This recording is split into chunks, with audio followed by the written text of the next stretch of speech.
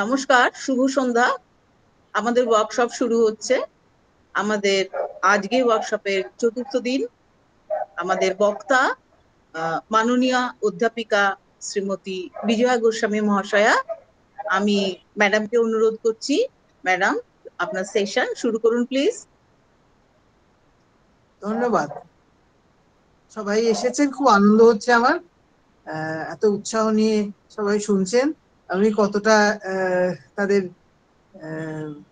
বাসনা পূর্ণ করতে পারবো জানি না, যাই হোক চেষ্টা তো করি।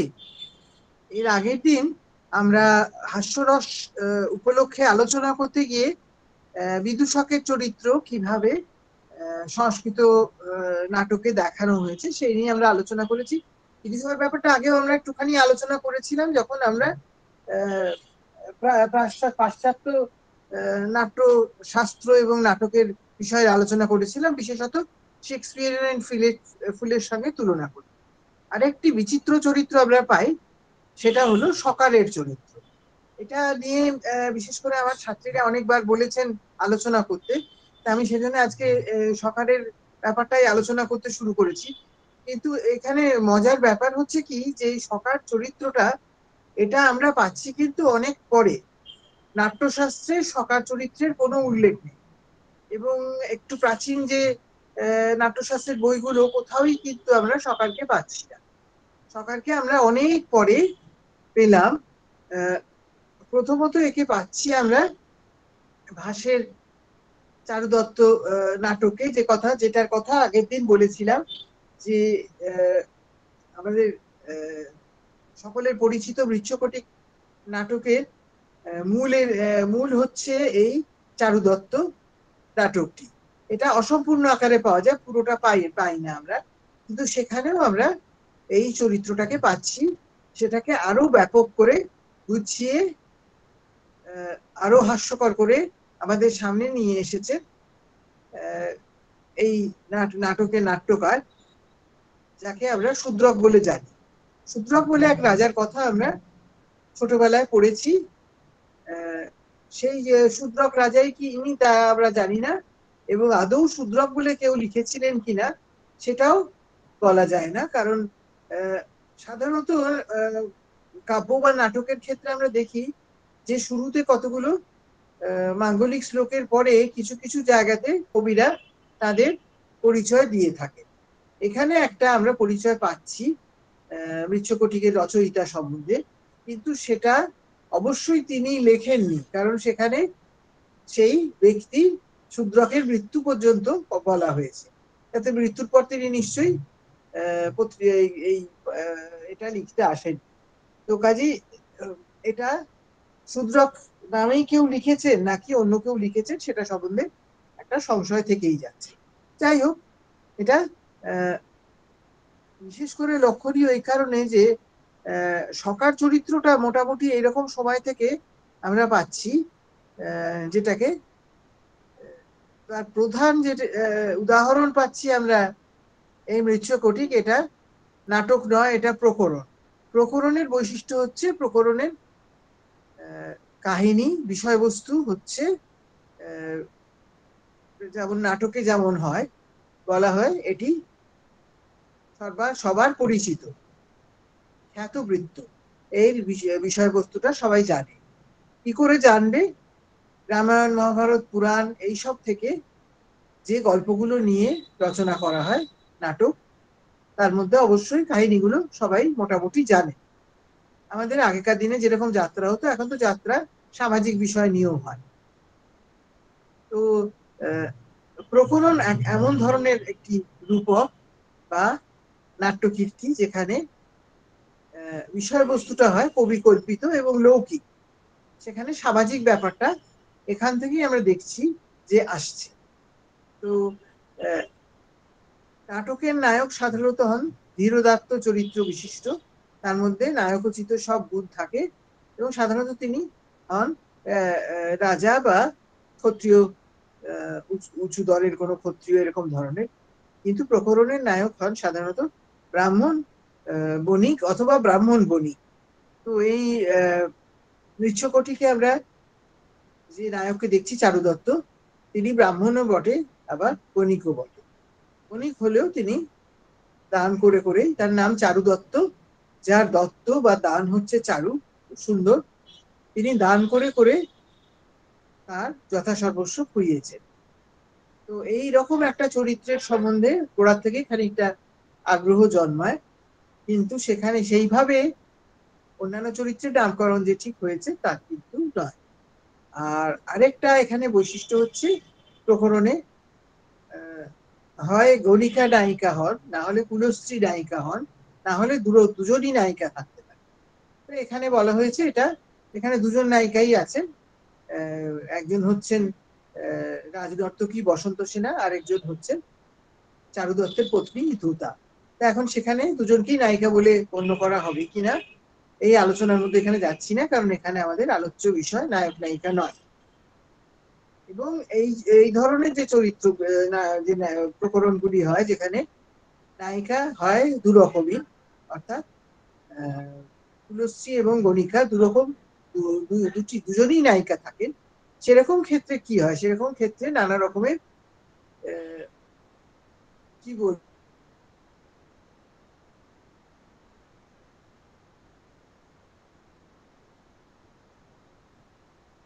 আজে বাজে চরিত্র থাকে।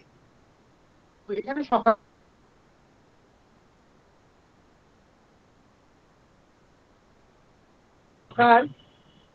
আমরা বাংলায় একটা কথা পাই, এখানে সকাল বকা করে গালাগালি দেওয়া হচ্ছে।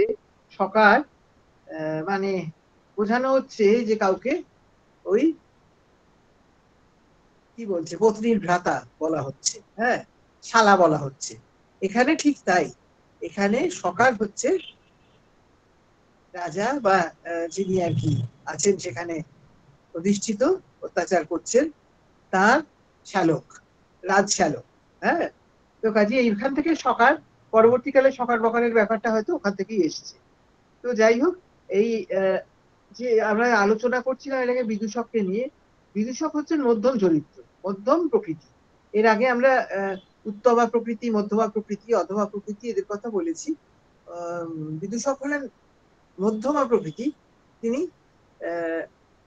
কথাবার্তা বলেন প্রাকৃতে, খুব একটা বিদ্যা বুদ্ধি আছে এমন মনে হয় না, কিন্তু তিনি হলেন মধ্যমা, মানে একটু উঁচু পদের তার সামাজিক অবস্থান। রাজা রানীদের সঙ্গে তিনি সমানে সমানে কথা বলতে পারেন, এই কথাগুলো আগে বলেছি। এবং তিনি হলেন রাজার নর্মসচিব। কিন্তু সকার হচ্ছেন, সকার অধবা প্রকৃতি, অধম চরিত্র। সকারের প্রধান পরিচয় হচ্ছে সে রাজশ্যালক। তো রাজশ্যালক, তার মুখের ভাষাও তার আচরণের অনুরূপ। সে প্রাকৃতে কথা বলে অবশ্যই, কিন্তু তার ভাষা প্রাকৃতের একটি উপভাষা সকারী। তো এখন এর সম্বন্ধে বলা হয় সকারের সকার কিরকম সেই সম্বন্ধে গোড়াতেই বলা হয় সে কিরকম। বিভিন্ন জায়গাতে বলা হয়েছে তার সম্বন্ধে যে সকার হচ্ছে রাজার অনুরা ভ্রাতা, অর্থাৎ রাজার স্ত্রী, মানে উপপত্নী, উপপত্নীর ভ্রাতা। অর্থাৎ সেখানেও একটা চারিত্রিক গন্ডগোলের ব্যাপার আছে, যেখানে এক ব্যক্তি রাজার, তার বোনকে রাজার গণিকা করেছে, রাজার রক্ষিতা করেছে, এবং তার সুযোগটা পুরো মাত্রায় নিচ্ছে। অতএব সেই যে রাজার যে মহিষীর যে অনুরা ভ্রাতা, সেই রকম হলো রাজশ্যালক সংস্থান। তো রাজার, কিন্তু রাজার যেমনই শালা হোক, তার এবং তার স্বভাব হচ্ছে কিরকম, মদ মূর্খতা অভিমানী, দুষ্কুল তৈশ্বর্যের যুক্ত, সোয়ম অনুরা ভ্রাত রাজ্য ভ্রাতা রাজ্য শ্যাল সকার ইতি। সে হলো মদ, মূর্খতা, অভিমানী। মদ মানে অহংকার, এবং মূর্খতা তো বুঝতেই পারছেন, এইসবের জন্য সে অত্যন্ত গর্বিত, সমাজে মাথা উঁচু করে ঘুরে বেড়ায়, দুষ্কুল থেকে এসেছে, খুব বাজে পরিবার থেকে এসেছে।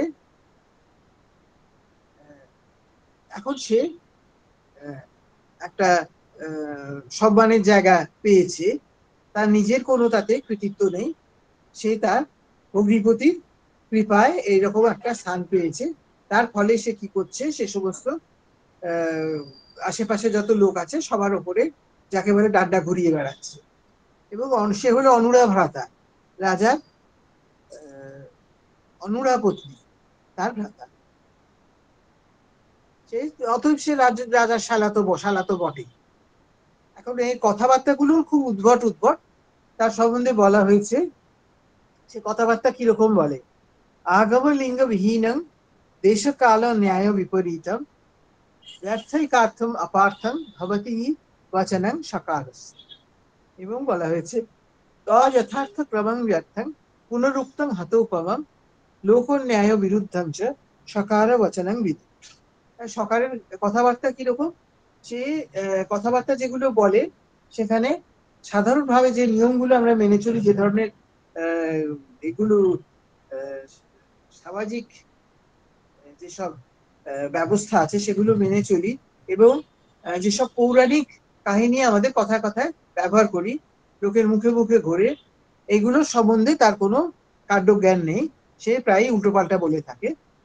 দেশ এবং কালের যা কিছু নিয়ম আছে সেগুলো কিছুই তার মেনে চলে না। সে যে কথাবার্তাগুলি বলে সেগুলি অযথার্থ, মানে যেখানে যে কথা ব্যবহার করার কথা নয়, যে সেই অর্থে সে অন্য কথা একটা ব্যবহার করে যার অর্থ ওটা হতে পারে না। কোনো কোনো ক্ষেত্রে অর্থ কোনো হয়ই না, আবার কোনো কোনো ক্ষেত্রে পুনরুক্ত অর্থাৎ একই মানে হয় এরকম দুটো তিনটে কথা সে ব্যবহার করে। এবং লোকন্যায় বিরুদ্ধ অর্থাৎ যেগুলো সাধারণত লৌকিক যা নিয়ম তার বিরোধী, এইরকম সব বিদ্ঘুটে কথাবার্তা বলার তার অদ্ভুত আচরণ।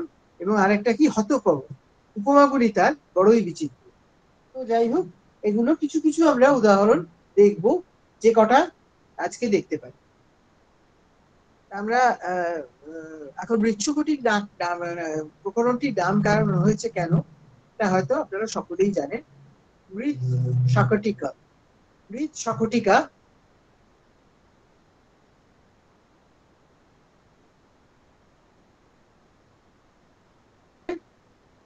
বিশেষণ বলে হয়েছে মৃৎ শাকটিকা, অর্থাৎ মৃৎ মানে মাটির, শাকটিকা ছোট,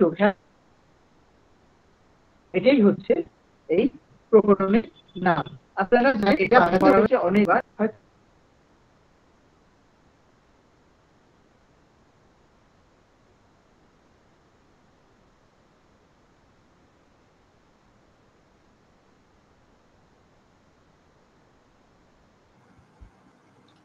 ম্যাডাম নেটওয়ার্কটা একটু প্রবলেম করছে, আওয়াজটা শোনা যাচ্ছে না।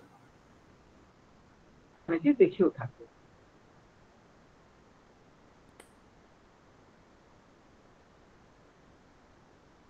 তার নাম হচ্ছে আসলে সমস্থানক, কিন্তু সবাই তাকে সকারই বলে, কারণ ওই তালব্য শটা সে ব্যবহার করে বেশি, স করে কথা বলে। তো সেই সকার সে বসন্ত সেনার অনুরাগী, কিন্তু বসন্ত সেনা তাকে দু চোখে দেখতে পারে না, কারণ বসন্ত সেনারও তো ভালো লাগা মন্দ লাগার ব্যাপার আছে। তো যেখানে আমরা প্রথম সকারকে দেখছি সেটা হচ্ছে প্রথম অঙ্কে চারু দত্তের বাড়ির সামনে, সামনে রাস্তা অন্ধকার, সেখান দিয়ে দৌড়ে যাচ্ছে বসন্ত সেনা, প্রাণ ভয় পালিয়ে যাচ্ছে, তার পেছন পেছন তাড়া করে আসছেন বিটো। বিটো এক ধরনের চরিত্র সংস্কৃত নাটকে, সে তার কথা পরে আসবো, কারণ বিটেরও প্রয়োজন আমাদের আছে। এবং তার সঙ্গে আছে সকার, এবং তাদের সঙ্গে একটি চেটো অর্থাৎ দাস। তো সকার প্রথমেই বলছেন, কি বলছে তাকে দেখে, আমি সংস্কৃতটাই পড়ছি, যদিও প্রাকৃতটা পড়লে তার উচ্চারণের এটা বোঝা যেত। কিং যাসি ধাবসি পলায়সে প্রস্খলন্তি বাসু প্রসীদ না মরিষ্যসি তিষ্ঠ তাবৎ কামেন দহ্যতে খলু মে হৃদয়ং তপস্বী অঙ্গার রাশি পতিতমিব অংশখণ্ড। তুমি কেন যাচ্ছ? যাসি ধাবসি পলায়সে এই সমস্ত গুলোই তো একই জিনিস বোঝাচ্ছে। তুমি যাচ্ছ, তুমি ছুটছো, তুমি পালাচ্ছ। প্রস্খলন্তি, হোঁচট খেতে খেতে তুমি পালাচ্ছ। বাসু অর্থাৎ বালিকা, মানে বাচ্চাদের আমরা যেমন আমরা বলি যাও তোমা এক গেলে জল নিয়ে এসো, সেইরকম আর কি। তো আমরা তো প্রেমিকাকে অন্তত এই নামে ডাকি না। তুমি প্রসন্ন হও, নাম ঋষ্যাসি, তুমি বলবে না ঋষ্টতা আমাদের একটু দাঁড়া। কেন? কামে না দাহিয়াতে খালুমে হৃদয় তপস্বী, আমার বেচারা হৃদয়টা কামের আগুনে জ্বলে পুড়ে যাচ্ছে। কেমন ভাবে? অঙ্গার রাশি পতিতমিব মাংসখণ্ড, জ্বলন্ত কয়লার মধ্যে যদি মাংসখণ্ড ফেলা যায়, সেটা যেরকম করে জ্বলতে থাকে, আমার হৃদয়টা ওই রকম ভাবেই জ্বলছে।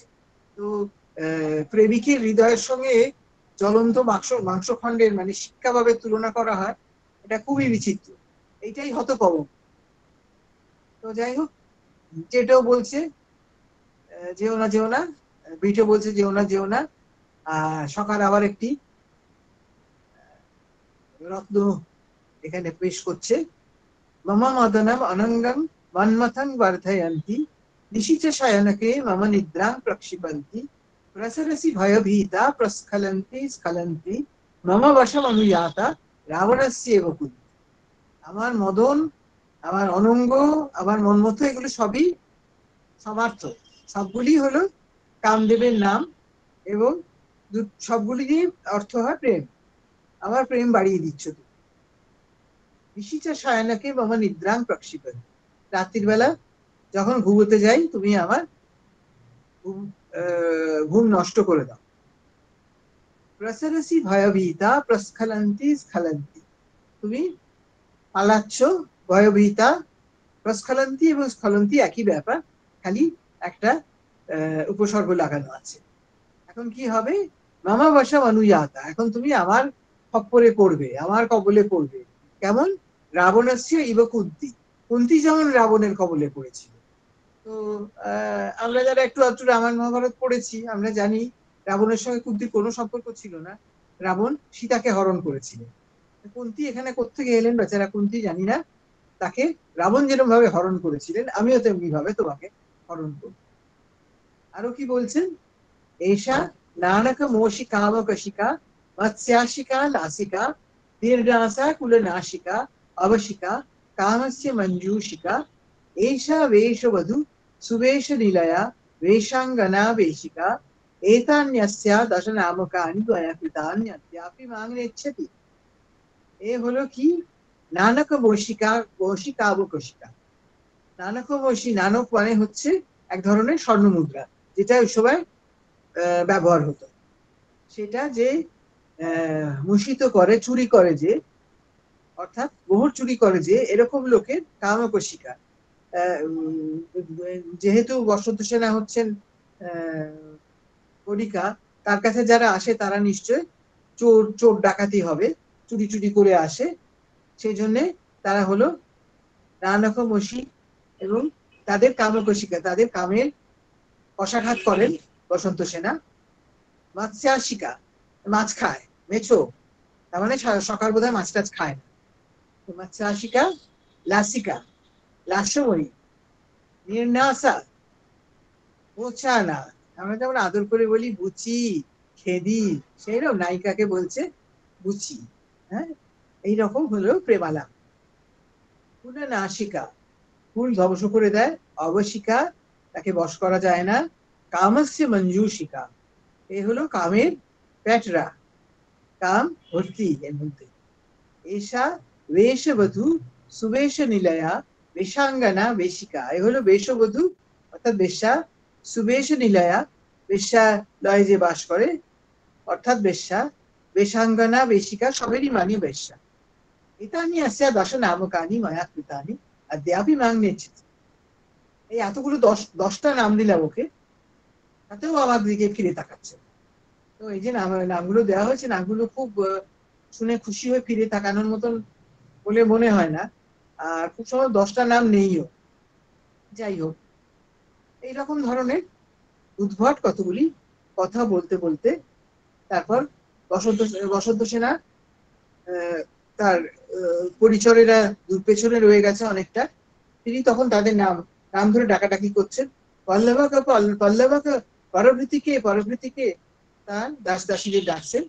তখন সকার সভয়ে বলছে বিটকে, ভাবো ভাবো মনুষ্যা মনুষ্যা, ভাবো একটা খাতিরের ডাক আর কি। গুরু, আমিও বলি গুরু, গুরু গুরু, মানুষকে লোক ডাকছে লোক ডাকছে। বিটে বলছে নাভেতব্যম নাভেতব্যম, ভয় নেই ভয় নেই। আবার বসন্ত সেনা ডাকছেন, মাধবীকে মাধবীকে।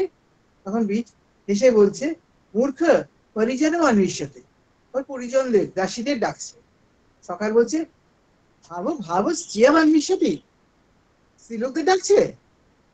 আচ্ছা কি? হ্যাঁ। সকার খুব সগর্বে বলছে, স্ত্রীটা শতাং মারা যাবে, স্ত্রীলোক হলে তো 100টা বেড়ে দেবো একবারে। শুরু আমি তো বীর,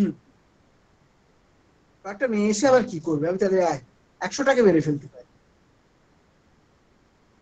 যখন বসন্ত সেনা দেখলেন যে কেউ আসছে না, তখন তিনি হাহাকার করতে লাগলেন, এবার আমার নিজেকেই আত্মরক্ষা করতে হবে। এটাই হলো বসন্ত সেনার জীবনের সব থেকে বড় কথা, তিনি বরাবর আত্মরক্ষা নিজেই করে এসেছেন।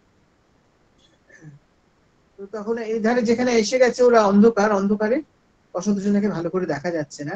এদিকে সকার বলছে, বসন্ত সেনীকে, বিলেপ বিলেপ পরপ্রীতিকাং বা পল্লবকাং বা সর্বং বা বসন্ত বাস। বসন্ত সেনা তুমি পরভৃতিকাকে ডাকো, পল্লবকে ডাকো, সমস্ত বসন্তকালকে ডাকো। মায়া অভিসারে মানা ত্বং কা পরিত্রায়, আমি তো তোমার অভিসারে এসেছি, কে তোমাকে রক্ষা করবে? কিং ভীমসেনো জমদগ্নিপুত্র কুন্তি সুতো বা দশকন্ধরো বা এষোহং গৃহীত্বা কেশহস্তে দুঃশাসনস্য অনুকৃতিং করোমি। এই যে আবার পৌরাণিক জ্ঞানের পরাকাষ্ঠা,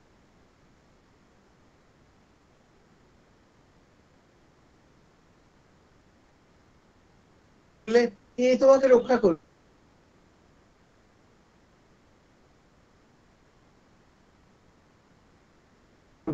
যমদগ্নির পুত্র ভীমসেন ধরে দুঃশাসনের মতো কাজ করবে। এইখানে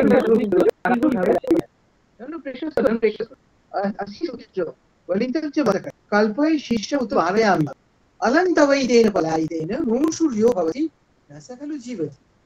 এই আমার তাবড়টা খুব ধারালো, তোমার মাথাটাও একদিকে হেলানো আছে, আমি তোমার মাথা কেটে ফেলবো কিংবা তোমাকে মেরে ফেলবো। মাথা কাটলে তো মানুষ মরেই যায়, মাথা কাটলে মেরে ফেলবো আবার বলার তো কোনো দরকার হয় না।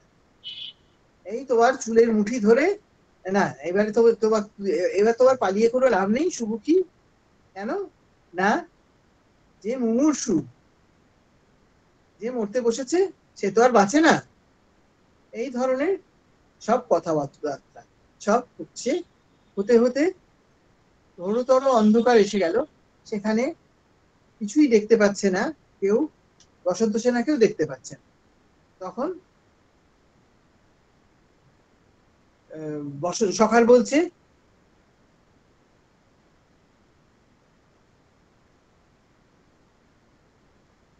বলিয়াছি খালু অন্ধকার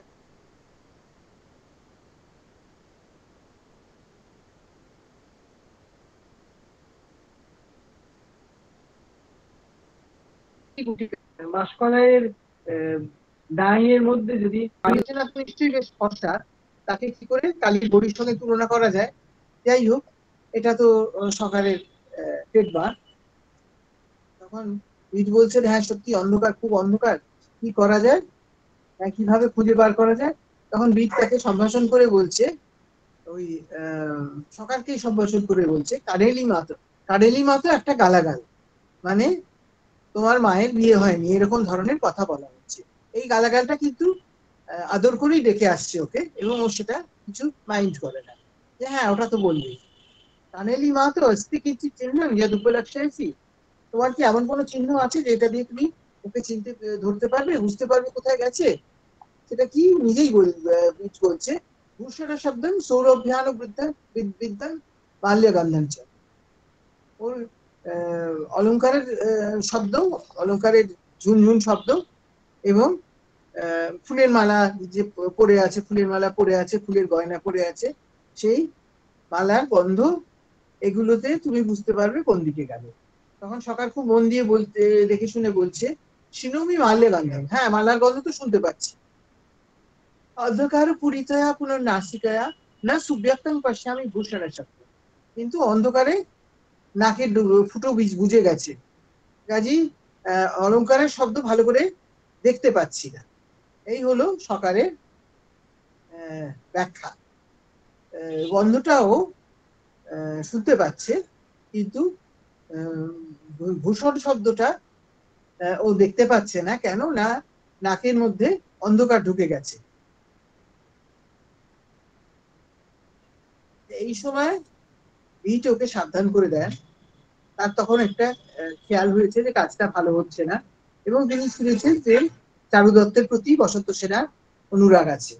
তিনি তখন বসন্ত সেনা সতর্ক করে দিয়ে বলছেন যে এই অন্ধকারে তোমাকে দেখা যাচ্ছে না বটে, কিন্তু তোমার মাল্যগন্ধ এবং তোমার অলংকারের শব্দ বা মুখর নুপুরগুলি তোমাকে ধরিয়ে দেবে।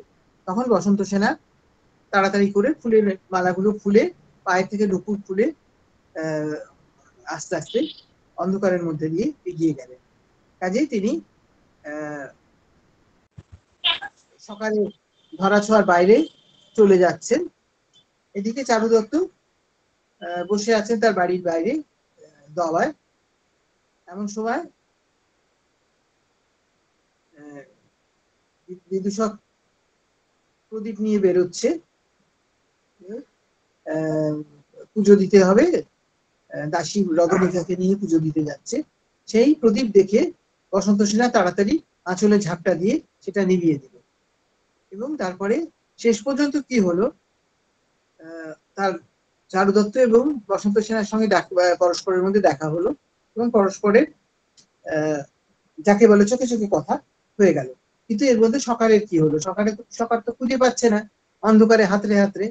সে হাতড়ে হাতড়ে ধরে অন্ধকারে ধরে গিয়ে দাসী রজনীকাকে ধরেছে। কারণ সে পুজো দিতে যাচ্ছিল, তার সঙ্গে থালায় ফুলের মালা রয়েছে, সেই ফুলের মালা গন্ধ শুকে সে গিয়ে ধরেছে। অন্ধকারে পলায়মানা মাল্যগন্ধেন সূচিতা কেশ হস্তে পরামৃষ্টা চাণক্যেনেব দ্রৌপদী। অন্ধকারে পালিয়ে যাচ্ছিল, মালার গন্ধে আমি ধরে ফেলেছি। চুলের মুঠি ধরে চাণক্য যেমন দ্রৌপদীকে ধরেছিলেন সেই রকম, বেচারা চাণক্য। এর মধ্যে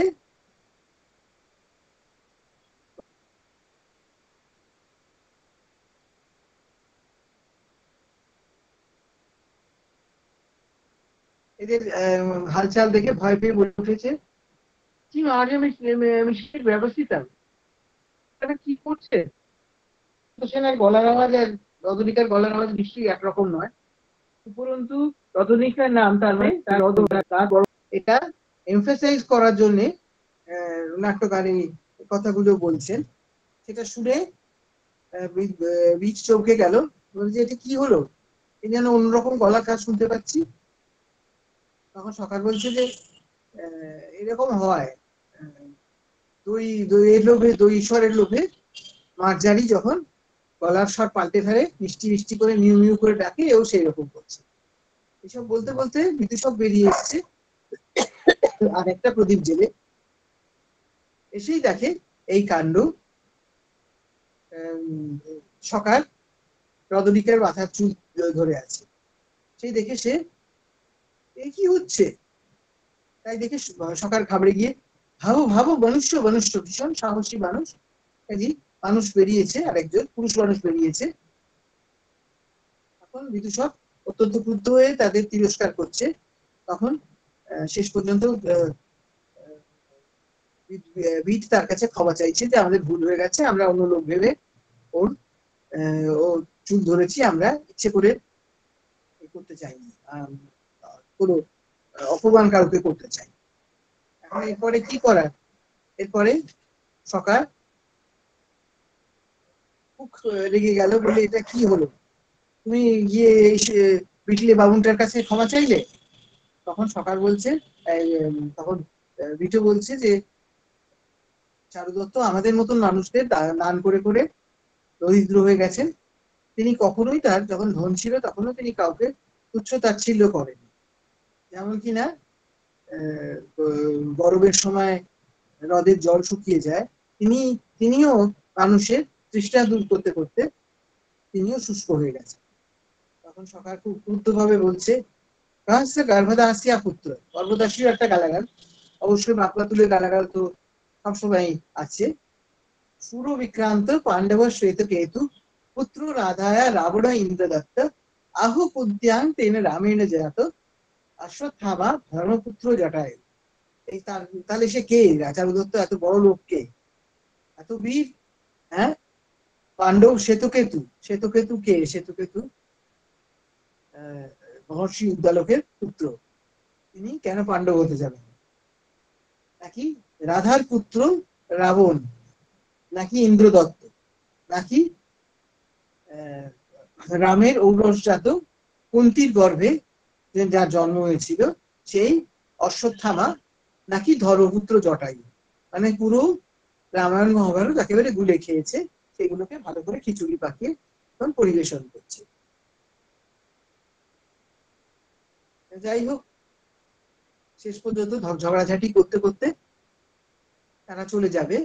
এই সময় বিদূষকের সঙ্গে একটু তর্কাতর্কি হয়ে গেল, কারণ ভিট চলে গেল, তুমি যা ইচ্ছে করো, আমি চলে যাচ্ছি। তখন সকাল গিয়ে বিদূষককে বলছে, আরে কাকপদ শীর্ষ বস্তাকা দুষ্ট বটুকা উপবিশ উপবিশ। কাকপদ শীর্ষ মস্তক, কাকপদ শীর্ষ মস্তক মানে কাকের পায়ের মতো যার মাথা, তার মানে মাথায় টিকি আছে। টিকিটা চারপাশ থেকে ওই চুলের গোছাগুলো এসে এখানে বাঁধা হয়েছে, এরকম তো আপনারা নিশ্চয়ই সবাই দেখেছেন। সেরকম বিটলে বামুন, বস বস। তখন বিদূষক বলছে, উপবেশিতাই বাবায়ম। হ্যাঁ, আমাদের বসিয়ে দিয়েছে। কে না? কে বসিয়ে দিয়েছে? তো টানতে না, ভাগ্য আমাদের বসিয়ে দিয়েছে। সকাল বলছে, উত্তিষ্ঠ উত্তিষ্ঠ, ওঠো ওঠো। বিদূষক বলছে, উত্থাসছে আমার, উঠবো। দাদা, কবে উঠবে? বিদূষক বলছে, যদা পুনরপি দৈব অনুকূলং ভবিষ্যৎ। যখন আবার দৈব অনুকূল হবে। সকাল বলছে, আরে রুদিহি রুদিহি, আরে কাঁদো কাঁদো। বিদূষক বলছে, রোদিতা এব বায়ন, আমাদের কাঁদিয়ে দিয়েছে। কে না? কে কাঁদিয়ে দিয়েছে? দুর্গত্যা, দুর্গতি। আরে হাসা হাসা। বিদূষক বলছে, হাসিস শ্যাম, আসবো। কাদা পুনরপি বিদ্যা আর্য চারুদত্ত।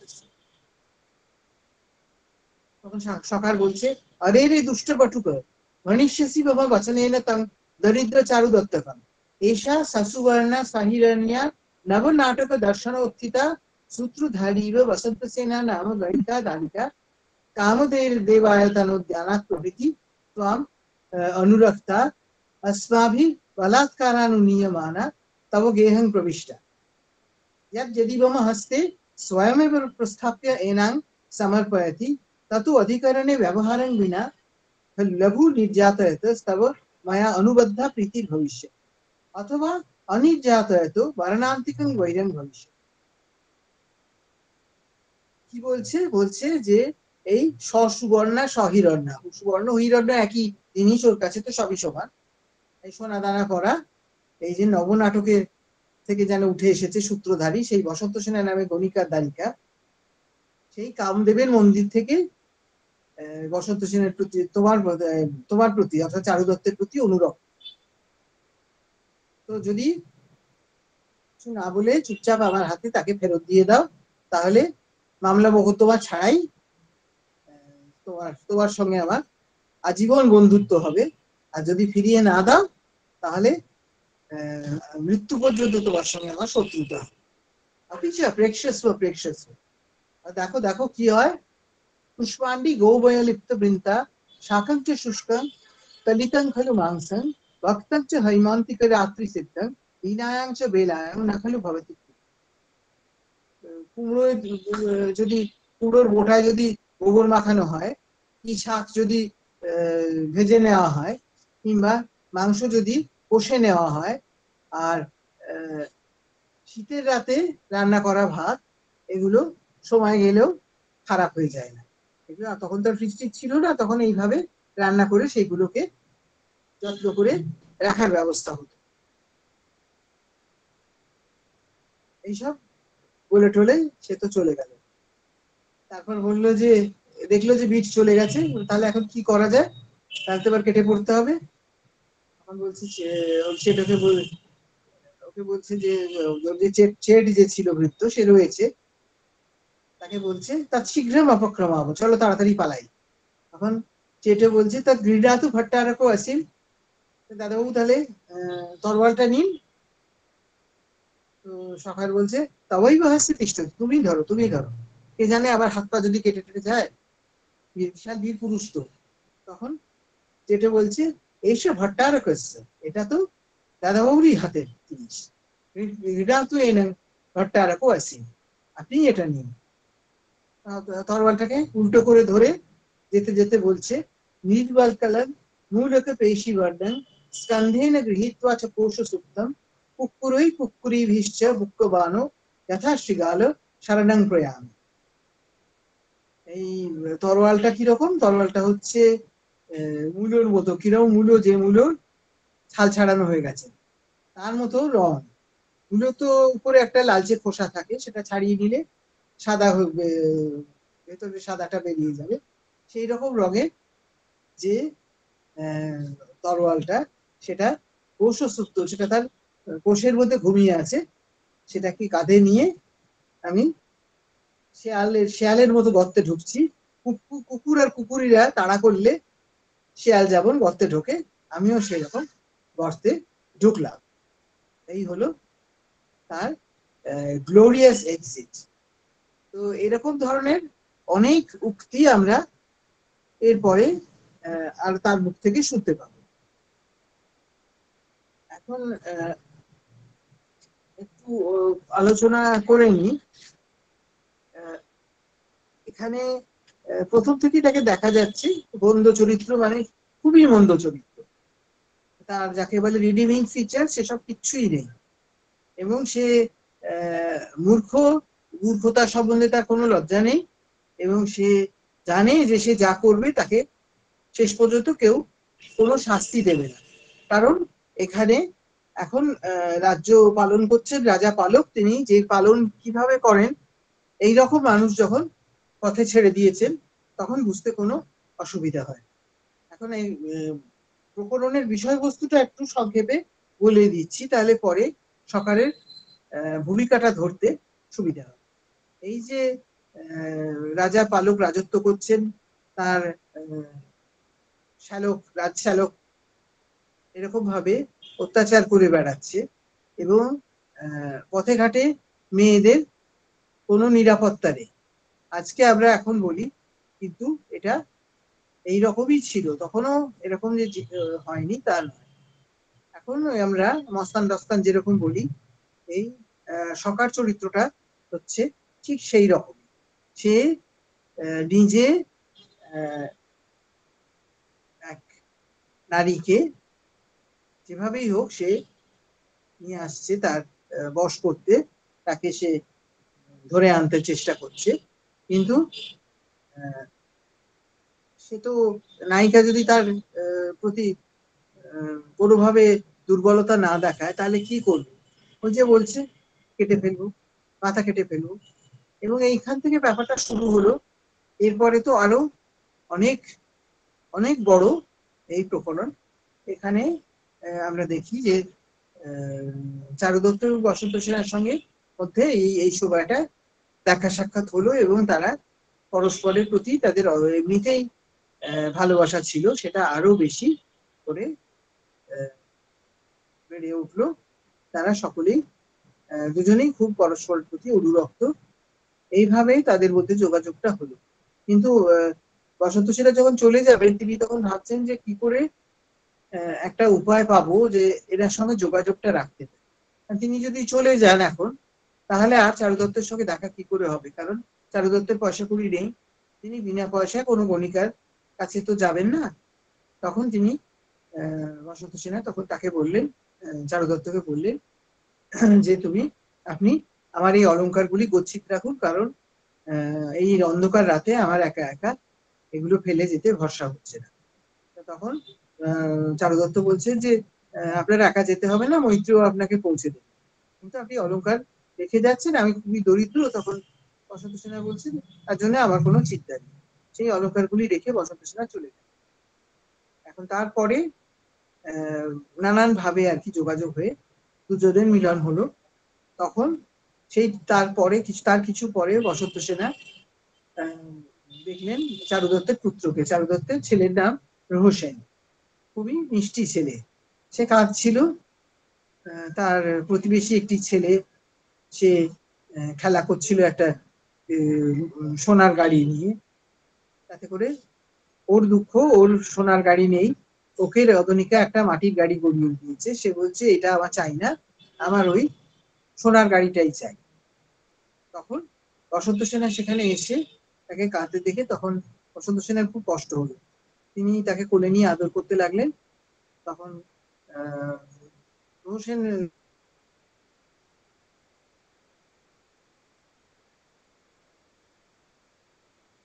করলো কে? তখন রদনিকা বললো উনি তোমার মা। তখন বসন্ত বলছে আমার মা কি এত গয়না করে? বসন্ত সেনার মনে খুবই আঘাত লাগলো। তিনি তার সমস্ত যে অলঙ্কারগুলো সেগুলো দিয়ে তিনি মাটির গাড়িটা ভরিয়ে দিয়ে বললেন এই নাও বাছা, এই দিয়ে তোমার সোনার গাড়ি গড়িয়ে দিই বলে তিনি চলে এলেন। এই জন্যে এই মাটির গাড়ি নামটা দেওয়া হয়েছে। একটা তো হচ্ছে এটাই যে মাটির গাড়ি মানে সেটা তুচ্ছ জিনিস নয়, এবং মাটির গাড়িকে সোনা দিয়ে ভরিয়ে দেওয়া তার মানে সাধারণ মানুষ যারা তুচ্ছ মানুষ, রাজা রাজা নয়, তাদের মধ্যে যে অন্তরের ঐশ্বর্য আছে সেটা এখানে ভরে দেওয়া হচ্ছে, ধরিয়ে দেওয়া হচ্ছে। আর এই যে রোহসেনের যে রোহসেনের জন্য যে বসন্ত সেনার অলঙ্কারগুলি খুলে তার মাটির গাড়ি ভরিয়ে দিলেন, এইভাবে এটা হলো আর কি প্রেমের কত বড় ত্যাগের ব্যাপার আসে। ত্যাগটা স্বীকার করতে পারে মানুষের যখন তার মধ্যে সেই অনুরাগ আসে। এইগুলো আছে বলেই এই মৃচ্ছকটির নামটা এখানে সার্থক হয়েছে। যাই হোক, এগুলো সব অনেক গম্ভীর কথা হয়ে যাচ্ছে, কিন্তু এইসব গম্ভীর কথা আমরা এখানে বলছি না, আমরা তো হাসির কথা বলতেই যাচ্ছি। কিন্তু চারুদত্তের ব্যাপারটা, সকালের ব্যাপারটা সবসময় ঠিক হাসির ব্যাপার হচ্ছে না। সে অনেক কিছু মজার মজার কাণ্ড করছে, মজার মজার কথা বলছে, তাই নিয়ে দর্শক হেসে গড়াগড়ি যাচ্ছেন, আমরা এটা অনুমান করতে পারি। কিন্তু একেবারে শেষের দিকে আমরা দেখছি তার নিষ্ঠুর, তার ক্রূর রূপটা। সে প্রথমত বসন্ত সেনাকে গলা টিপে হত্যা করছে। অবশ্য যেমন হয় সিনেমাটিকাতেও যেমন হয়, বসন্ত সেনার মৃত্যু হয়নি, তিনি বেঁচে ছিলেন। এবং সকাল এসে আদালতে নালিশ করলো যে চারুদত্ত বসন্ত সেনাকে খুন করেছেন। তো এখন রাজশালকের কথা তো তারা ঠেলতে পারে না, কাজী তারা চারুদত্তকে ধরে আনলো, এবং প্রমাণ যা দেখা যাচ্ছে তাতে করে, যদিও ঠিক ওইভাবে কিছু প্রমাণ করা যাচ্ছে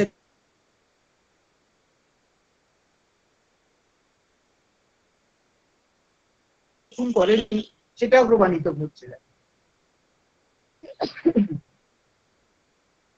শেষ পর্যন্ত অবশ্য এই ঘটনাটা ভালোভাবেই শেষ হলো, অর্থাৎ বসন্ত সেনা নিহত হয়নি, তবে আমাকে হত্যা করতে গিয়েছিল এই সংস্থানক, এই সরকার রাজশালক। তখন দেশের সব মানুষই খুব ক্ষিপ্ত রাজার এবং রাজশালকের অত্যাচারে। এই রকম ব্যাপারটা ঘটছে এমনিতেই, এবং সেখানে আর্যক বলে এক ব্যক্তি একটি বিদ্রোহী দল গড়ে তুলেছে। আর্যক রাজা পালককে হত্যা করে এবং শেষ পর্যন্ত সে রাজ্য দখল করে নেয়। তো এখানে পুরো রাজা পরিবর্তন হলো, একটা গোটা বলতে গেলে সরকার পাল্টে গেল, এবং চারুদত্ত এবং তার মতন যারা ছিলেন তারা সবাই তার দ্বারা উপকৃত হলেন। এই কথাগুলো পরে আসছে, কিন্তু সেখানে সকালের শেষের দিকে খুব যে ক্রূর মূর্তিটা আমরা দেখি, নিষ্ঠুর মূর্তিটা দেখি, সেটা তার ওই হাস্যকর ব্যাপারের সঙ্গে ঠিক মেলানো যায় না। কিন্তু মেলানো কি যায় না, তাও যায়। যারা খুন করে তারা হয়তো তাদের বন্ধু বান্ধবের মধ্যে খুব রগড় করেও কথা বলতে পারে, এবং তারা হয়তো সেটা শুনে হাসেও। কিন্তু এইরকম ধরনের জিনিস তো আমাদের সমাজেও ঘটে থাকে এখনো, তো এটাও আমরা এখানে দেখতে পাবো। তো এই বাকি অংশটা সম্বন্ধে আবার পরের দিন আলোচনা করবো। এখন পর্যন্ত যেটা বললাম এটা সম্বন্ধে যদি কারোর কিছু মন্তব্য থাকে, জিজ্ঞাসা থাকে, কেউ কিছু বলেন